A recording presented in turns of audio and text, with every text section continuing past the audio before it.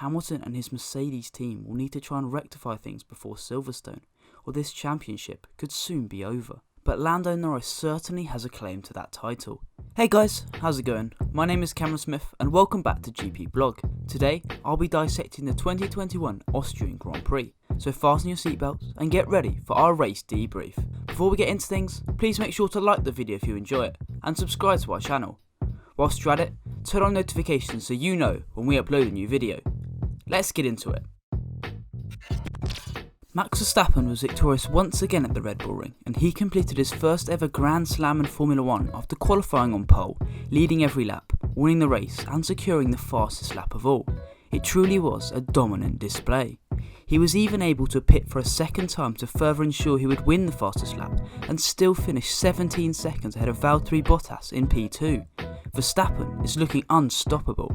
Not only did he win 26 points to aid his title charge, but the Dutchman's main rival Lewis Hamilton was unable to finish on the podium, coming home in 4th after suffering damage to his car. That deficit means Verstappen is now 32 points clear of Hamilton in 2nd place, and Mercedes need to catch up, and quickly.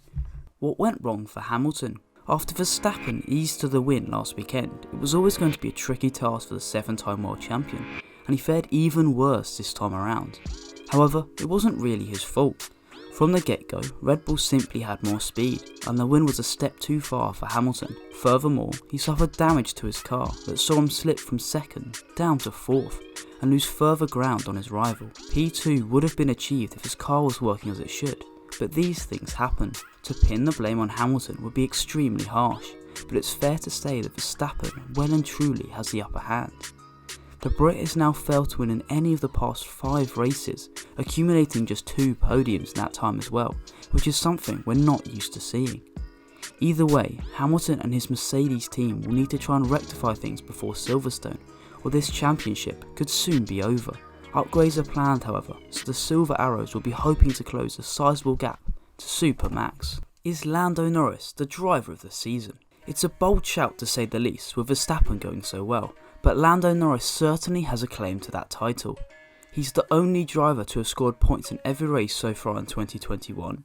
He's finished in the top 5 in 8 of the 9 races, and he secured 3 podiums, which is more than Sergio Perez. The fact that he was within half a tenth of pole position in qualifying was good enough, but then he backed it up with a P3 finish that would have been 2nd had he not been handed a time penalty.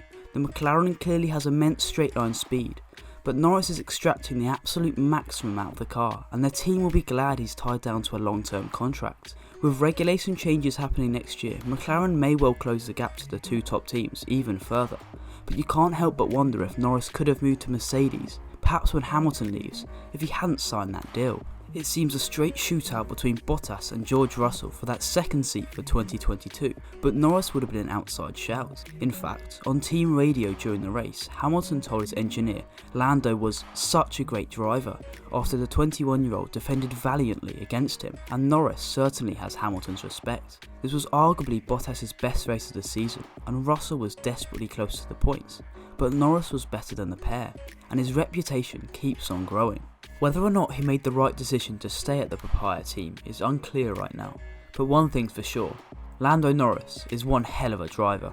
How do the standings look? Max Verstappen has extended his lead, Lando Norris has closed up to Sergio Perez, and George Russell is still without a point in the Drivers' Championship, whilst in the Constructors, Red Bull are pulling away, whilst the battle for 3rd and 5th rages on. That's all we've got time for today. Thank you for watching. I've been Cameron Smith. If you haven't already subscribed, please do so, and I'll catch you next time.